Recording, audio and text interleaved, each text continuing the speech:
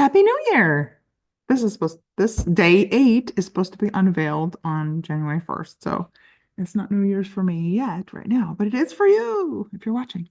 Um, 2025, here we come. All right, so here we've got day 8. I'm gonna take it out. You ready? You ready? You ready? Here we go. Ta-da! Day 8 is Lunar Mar. Lunar Mar, and it is kind of like a slate blue and some gray, kind of a dark slate blue and some gray. And why is it? Well, let's talk about the inspiration. Lunar Mar is our moon. Notice we call it the moon, but other planets have moons and they have special names. But it's Earth's moon that I'm talking about, which, as far as I'm aware, has no other name other than the moon. But okay. And it is specifically those like flat, like lunar seas is what it's termed as. In, and so it's some of the darker areas on the moon, lunar Mars. These are like more flat areas on the moon. And I'll show you the inspiration picture.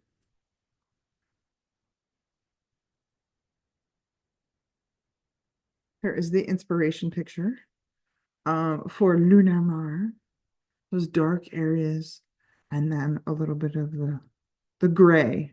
Now, what is the moon made of? Well, it's made up of lots of different things. And why is it kind of gray?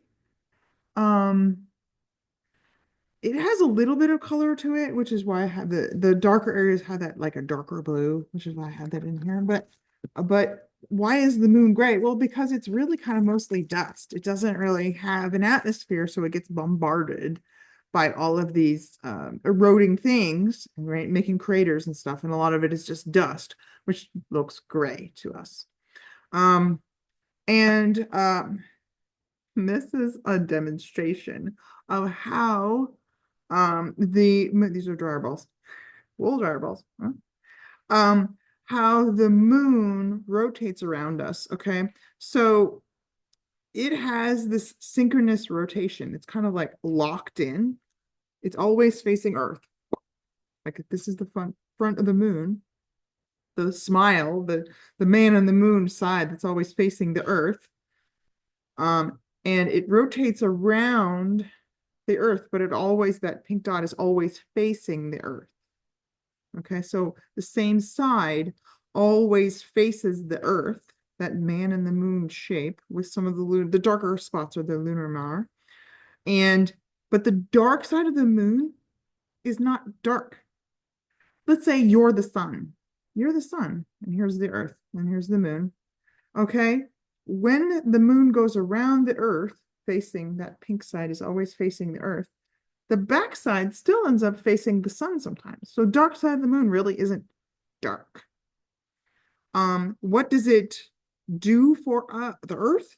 Well, it gives us our tides, which I think the tides were one of those things that really helped influence the tides, influence the formation of life on Earth, because it was the ocean kind of like coming in and going out on like a regular basis. There's a lot of ocean life where tides form. And the moon actually stabilizes our wobble on our axis, the Earth's wobble on the axis. So it does a lot of things for us. And maybe, like I said, with the tides, maybe that's one of the reasons why we have life on Earth is because of the moon. Why does it look larger sometimes? It's really an optical illusion. Like the moon does look larger when it is like low over the horizon and around trees and things and other things that kind of make it look bigger to our eye. But if you actually measured it, way up in the air or close to the horizon, you measure the size, but it's the same size. It just looks bigger when it's next to some trees or other things that kind of like tricks our eye. It's an optical illusion.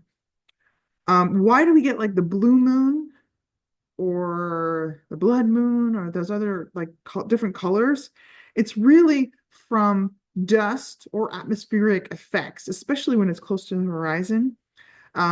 Like the blue moon is pretty rare because it takes like a lot of dust, maybe of a particular type, to make it look bluish. But I have noticed the moon looking like orangish more so, like those harvest moons and things. But that's really just atmospheric effects from the Earth's atmosphere is what gives it that color. And there's a word that I learned when I was researching this.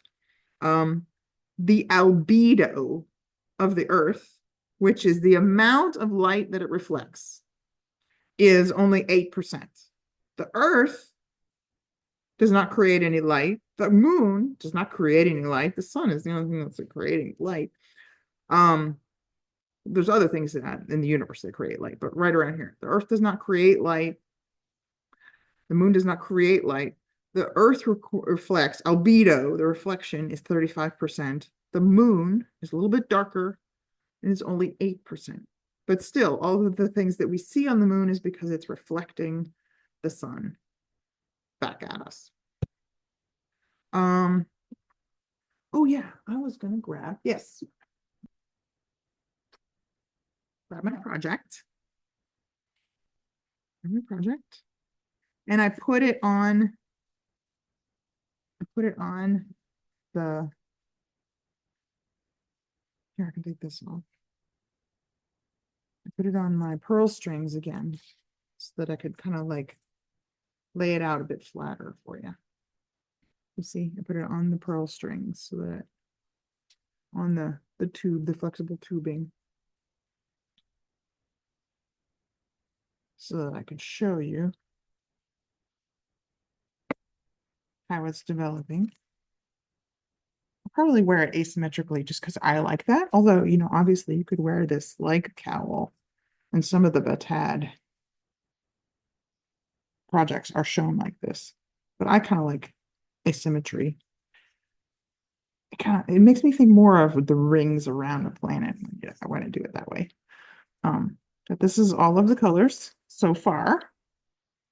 And I have decided, like I was saying, I'm still just continuing the sequins at the end of each color, the final row. I'm holding the sequin yarn until I run out, and then I won't have enough sequins to finish the last few. But I'm also going to have to do some mods because the 20 grams won't be enough for the full wedge. I've got a plan, but it won't be enough for the full wedge. So it would be difficult to continue the sequins in the same kind of style at that point anyway. I think like the sequin yarn would also be fun in a project where you were doing outer space, where you were just little segments would be fun. Look, kind of like a shooting star, maybe. I kind of like that too. But like I said, if you're not using sequins on this project, save it for something else that you want to be sparkly. Oh yeah. This is one of my favorite things. I wore it to Christmas Eve Mass. And yeah, it's a kit. And I think I showed it off last year. But this is that same sequin yarn held for every row, but just not with some yak silk that I dye. And just not for the section that's up against my neck. I wouldn't necessarily recommend the sequins like up against like a neck area would be pretty sensitive. You could wear it, but it's not, the sequins are really tiny. They're not necessarily scratchy, but I don't know if I would want to do that all day. I like this though. Very sparkly. Love that.